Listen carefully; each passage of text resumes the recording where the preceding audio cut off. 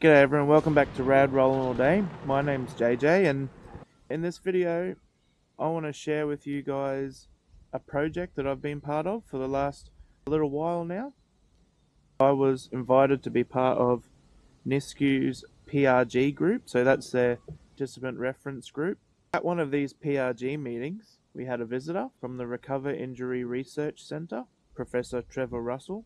So Trevor brought in a VR headset with a couple of different games, and we all got a bit of a turn on the VR.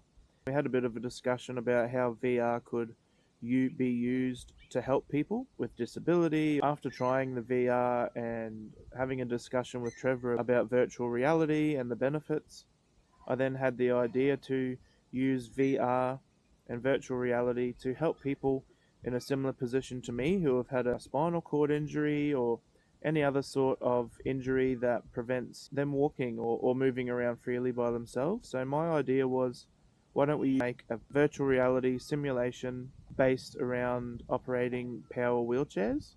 So the idea is that someone who needs to learn how to use a power wheelchair can be set up in the hospital in their bed with a specific joystick controller and the VR headset, and they can practice operating different sorts of wheelchairs, whether it's rear wheel drive, front wheel drive, mid wheel drive, 4-wheel drive, 0-wheel drive. So then, building on that idea, NISQ have funded a research project called User-Centric Virtual Reality for Wheelchair Users. The goal of our project is to design personalized wheelchair trials through virtual reality in a game simulation format. So you might ask, but JJ, where are you up to with it now?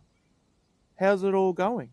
Phase 1, which is complete now, we're able to interview a group of professionals in wheelchair prescription, including suppliers, manufacturers, occupational therapists, and different clinicians.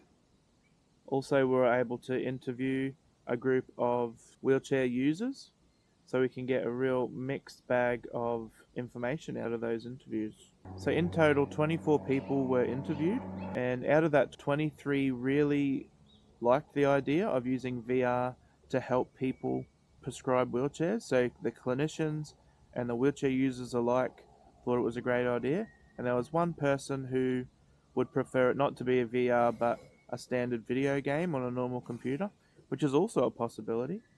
So we had some great results with our interviews of phase 1.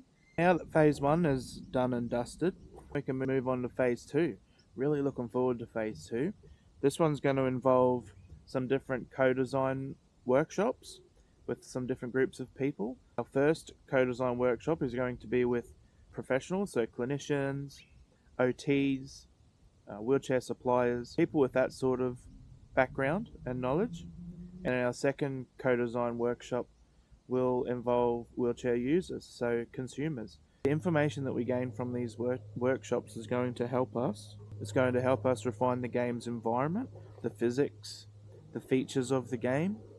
It's going to help us make the game user-friendly, so when someone is in bed in hospital and they want to practice using their wheelchair, they can sink away into virtual reality and drive their wheelchair. This is really going to help them make the right choice for their wheelchair, because after choosing the wrong wheelchair, you're stuck in it for a while.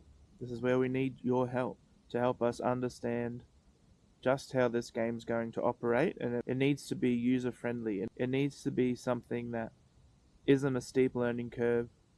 It needs to be something that anyone can jump in, have the right controls, and practice driving around the city streets, or driving on the beach, or driving in the mud, or wherever you might need to use your wheelchair. This is what we want to simulate. So if you live in the Brisbane area and you'd love to help out with our co-design workshops, please reach out to me. Thanks very much, guys. I hope you enjoyed the video. That was it.